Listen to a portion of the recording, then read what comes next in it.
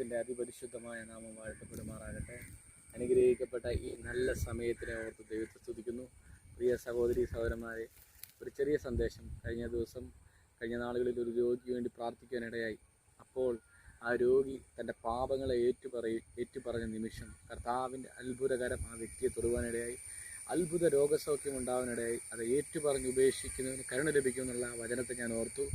ആര് ഏറ്റുപറയുന്നോ, ആര് കർത്താവിൻ്റെ മുന്നിൽ കരയുന്നോ, അവരുടെ മേൽ കർത്താവിൻ്റെ സ്നേഹത്തിൻ്റെ വചനം ഇറങ്ങി വന്നവരെ തൊടുന്നതായിരിക്കും. ഈ വ്യക്തിപരമായി കർത്താവ് തൊട്ട് അത്ഭുത രോഗസൗഖ്യം കൊടുത്തു.